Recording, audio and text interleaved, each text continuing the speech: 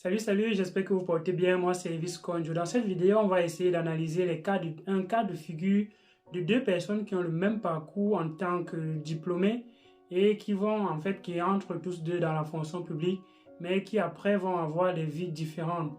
L'un va devenir riche et l'autre va devenir pauvre. Qu'est-ce qui fait que l'un devient riche et que l'autre devienne pauvre? Donc, reste jusqu'à la fin de la vidéo. Partage aussi la vidéo à d'autres personnes pour comprendre pour tirer profit de cette histoire et pouvoir prendre des actions différentes de celui qui va devenir pauvre pour être du côté de celui qui deviendra riche par la suite. Donc, les deux personnes, comme je disais au début, vont entrer dans la même école de formation et sortir la même année. Ils vont être affectés dans la même ville. Donc, directement à la sortie, l'un va décider de quitter la zone estudiantine, dans la zone où il était quand il était encore en formation, pour aller dans une autre zone. Donc, quand il va dans une autre zone, il prend une maison qui est à peu près luxueuse, avec un minimum de confort, avec le frigo, un certain nombre de choses qui vont lui permettre d'avoir une vie qu'il estime est à son niveau maintenant qu'il est un salarié. L'autre va dire non, je reste dans cette zone pendant un certain temps pour essayer de me bâtir un patrimoine. C'est comme ça que les deux touchent leur premier salaire. Pour le premier, ça va contribuer à payer ses factures qui sont déjà un peu élevées, vu le nombre de choses qu'il a déjà dans sa maison qui consomment de l'énergie. Son téléviseur, son frigo, il faut bien remplir le frigo. Et bon, voilà. Alors que l'autre, il n'a pas de frigo, il n'a peut-être pas de téléviseur, mais il mène une vie où ses dépenses sont un peu moindres que l'autre. Donc, ce qu'il décide de faire pour le deuxième, que je vais appeler Pierre, le premier, je vais appeler Jean. Donc, Pierre décide d'épargner son argent pendant 6 mois. Donc, il met près de quasiment 40 à 50% de son salaire dans une banque. Tandis que l'autre, quand il arrive à la fin du mois, s'il y a reste, il met dans une banque.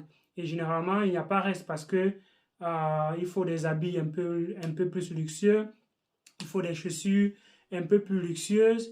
Et bon, c'est comme ça qu'à la fin du mois, on n'a presque rien et parfois ça ne contribue. Parfois, on a des manques. Donc, on prend par-ci, par-là pour essayer d'arrondir les fins du mois.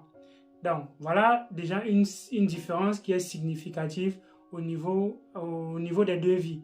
Donc, l'un va épargner, tandis que l'autre va plutôt s'endetter pour subvenir à ses besoins en comptant sur le salaire du mois prochain. Donc, après 6 mois, ce que Pierre va faire, c'est de prendre son argent et d'acheter les actions en bourse.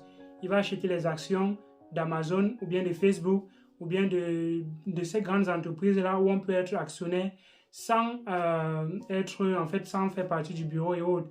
Donc, ça s'appelle la bourse. Dans la bourse, il va acheter les actions de toutes ces entreprises-là. Donc, au bout d'1 an ou 2 ans, dans la fonction publique, il y a ce qu'on appelle le rappel. Le rappel va arriver et l'un, ayant déjà un train de vie assez considérable, c'est-à-dire Jean, il va dire, bon, il me faut une maison. Donc, ce qu'il fait, il prend son rappel et comme le rappel n'est pas suffisant pour construire une maison, il va donc demander un prêt à la banque. Il prend un prêt à la banque en mettant en gage son salaire qu'on va déduire chaque fin du mois pour pouvoir combler la dette. Donc, il s'endette, il construit sa maison qui est, qui demande un certain minimum qui est encore bien plus grande que ce qu'il avait au départ. Donc, ça fait que son salaire a peut-être augmenté, mais la maison qu'il est en train de construire, bien qu'il va construire, va demander encore plus de dépenses, puisqu'il faudra plus d'ampoules, il faudra un minimum pour cuisiner, il faudra un certain nombre de choses pour cette grande maison-là, avec les finitions et autres. Donc, ça contribue plutôt à l'endetter. Tandis que l'autre, une fois que son rappel est arrivé, il a encore investi dans 2 autres choses. Il a acheté un terrain et il a encore augmenté ses investissements dans d'autres entreprises en bourse. Donc, au bout de 2 ans, l'un a déjà dépensé un certain nombre il a déjà dépensé beaucoup et il est endetté parce qu'il a construit une maison où il a pris un crédit bancaire pour construire la maison. Tandis que l'autre, il n'a pas de dette parce que ce qu'il gagne, ça suffit largement pour couvrir ses dépenses. Et de 2, il a investi dans un terrain, dans l'achat d'un terrain et il a aussi investi dans la bourse. Donc au bout de 4 ans, il décide donc, parce qu'on sait que dans la bourse, les entreprises comme Amazon, Facebook et autres, par an peuvent faire 50 à 60%, voire 100% de profit. Donc, Pierre, au bout d'1 an, il va retirer, au bout de 2 ans, il va retirer les bénéfices qu'ont générés ses investissements dans ces entreprises et laisser le fonds. Donc, il prend ses bénéfices dans ses investissements, il construit sa maison. Donc, on voit là clairement que c'est les revenus des actifs qui ont contribué à acheter un passif. La maison, c'est un passif.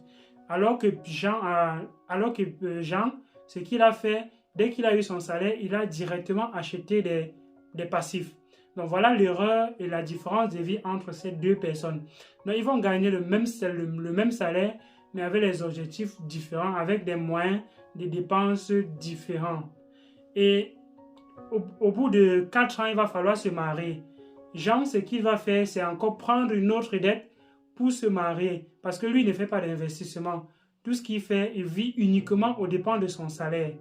Ce qui fait que si demain Jean est malade et il a une maladie très grave, il faudra encore un salaire pour pouvoir le soigner. Alors que Pierre, avec ses investissements qu'il a, s'il tombe malade aujourd'hui, il peut retirer dans ses investissements pour pouvoir se soigner. Donc, c'est comme ça que Pierre, au bout de 10 ans, il a des actions qui lui ont déjà donné près de 1000%, parce que s'il a investi, disons, 1 million la première année, fois 1000, ça lui ferait au minimum 100 millions. Donc s'il investit 1 million fois 10, ça lui ferait minimum 10 millions au bout de 10 ans. Donc, il n'a pas investi uniquement dans la bourse, mais chaque année, il continuait à investir dans la bourse. Ce n'est pas comme si il a investi juste la première année et il a stoppé. Non. Les années qui suivaient, il a continué d'investir dans la bourse. Donc, ça fait que la première année, il a mis 1 million dans la bourse. La deuxième année, il a mis 2 millions dans la bourse. Donc, les premiers millions de la première année vont lui donner 10 millions. Le deuxième million de la deuxième année vont lui donner 1 fois 9. Donc, ça va lui donner 9 millions, ainsi de suite. Donc, ça fait qu'au bout de 10 ans, il pourrait se retrouver facilement avec quelque chose comme 100 millions dans son compte. Avec les 100 millions, il décide donc d'ouvrir d'autres entreprises ou bien de se lancer dans l'immobilier où il construit lui-même ses maisons. Donc au départ, le terrain qu'il avait acheté non seulement a pris de la valeur, mais il peut maintenant, à défaut de vendre le terrain, pour en acheter un autre dans un endroit mieux placé pour construire, bien pour se lancer dans l'immobilier où il est constructeur, où il construit les immeubles, il vend. Il peut aussi décider de créer son entreprise, de retirer ses investissements dans la bourse pour lancer d'autres entreprises ou bien continuer de garder son argent dans la bourse. Et on voit donc que celui qui va devenir riche, ce n'est pas celui qui prend son salaire et le dépense dans ce qui n'est pas important, donc à faire la fête, à faire un certain nombre de choses. Il se prive de certains plaisirs pendant un certain temps parce qu'il sait le gain qu'il aura après. Donc après 10 ans, les deux vont mener un train de vie très différent. L'autre pourra s'acheter une maison, une voiture et faire un certain nombre de choses et s'épanouir, voyager à travers le monde et même quitter son emploi. Parce qu'aujourd'hui, son emploi ne lui rapporte même pas 1/10 de ce qu'il gagne avec ses investissements. Donc, ce genre de personnes, naturellement, après un certain temps, quittent leur emploi parce qu'ils veulent la liberté, ils veulent voyager, ils veulent explorer le monde, alors que leur emploi qu'ils ont, c'est comme, c'est comme un frein pour eux, pour leur épanouissement. Tandis que Jean, de son côté, s'il n'a pas cet emploi, il ne peut rien faire. Le prêt qu'il a pris à la banque, il faudrait qu'il travaille, il faudrait qu'on le paye chaque mois pour pouvoir rembourser la dette. Donc il faudrait qu'il soit là, il faudrait qu'il travaille et il ne pourra donc pas explorer le monde, mais il ne pourra pas faire un certain nombre de choses parce qu'il n'aura pas les moyens de les faire.